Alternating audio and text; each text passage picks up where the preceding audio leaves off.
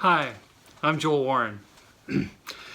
One of the clearest memories I have of my childhood is a summer day in 1964, hiding out in our basement as an 8-year-old boy, listening to early rock and roll on the radio.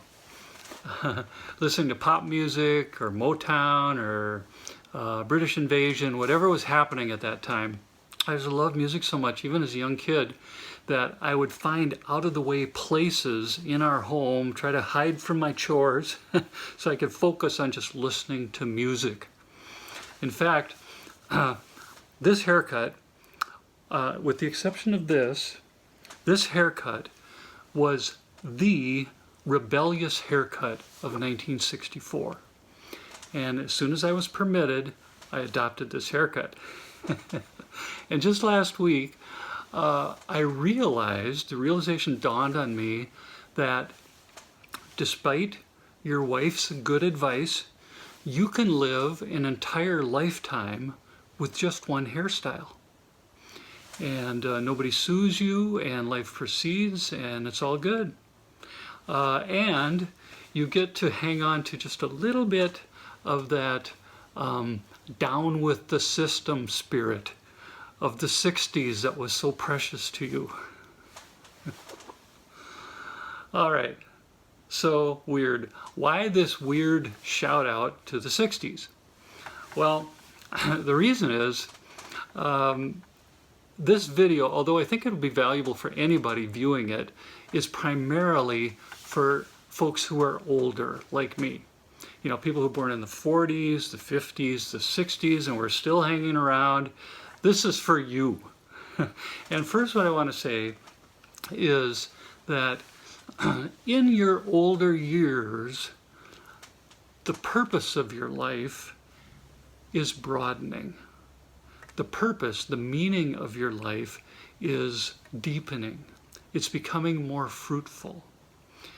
Your purpose now, my purpose now, is to gather up our spiritual energies and offer them to God on behalf of the younger ones who are coming up behind us, and on behalf of the world, the big, large world that we live in.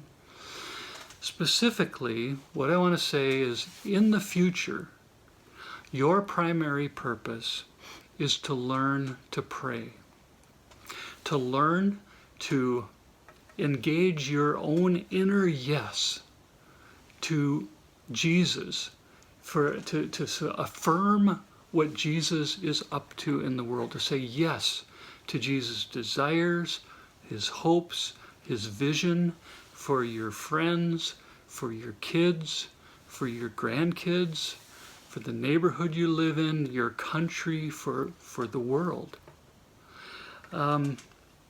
Elders, you are an elder, I'm an elder.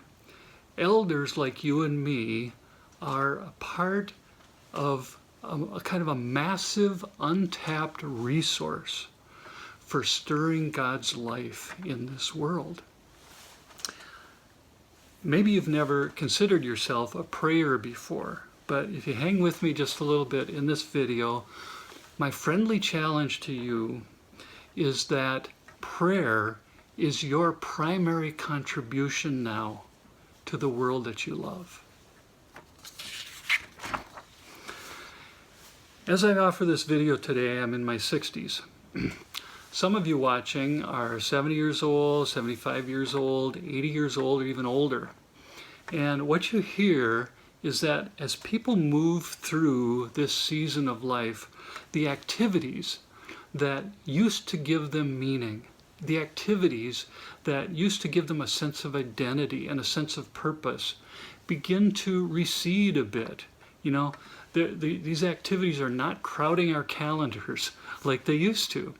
You know, the intense focus that you gave to raising your kids or cultivating a career or purchasing homes or buying new cars or the fun diversion of buying new toys or having one project after the other, that's kind of going downstream a bit now. Some are finding that their bodies are broken a bit, And so their desire or their ability to chase around in life has really diminished. And so you find yourself at home more with more time on your hands. So generally speaking, over time, in this phase of life, life is sort of narrowing down. You and I live in a youth-oriented culture, and it's a culture that you and I helped create, by the way, as we were coming through. But it's youth-oriented, and so you hear from folks who are older as they move through this passage of life that they can begin to feel a bit irrelevant, right? Almost just tolerated by their churches, tolerated by their family, tolerated by the culture, but not deeply valued in the way that they yearn to be. But interestingly, at a time in life when in some ways you're being relegated to the sidelines, at this very time you find also your heart is enlarging. Your heart is getting bigger. You look around you, you read the news, you look at your family, your friends, the people across the world, and your heart just goes out to them. You understand better than you ever did what people are experiencing, what they're facing, what they're going through. The feeling of compassion that you have is growing.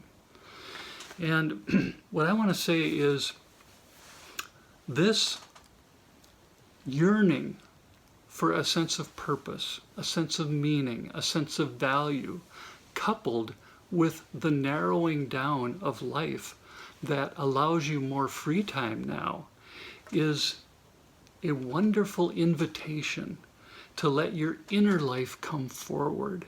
That part of you that can accompany Jesus as he accompanies the ones you love and accompanies the world. And that's what he's calling you to. As you learn to engage in prayer as your primary work, what you're going to find is you will become sort of a spiritual Johnny Appleseed, casting your seeds here, casting them there, near, far, across the world, places you've never been, can never get to. You're casting your seeds, and you're planting a beautiful, growing, green, fruitful forest that will be your primary legacy and the thing that you're bequeathing to this world that you love.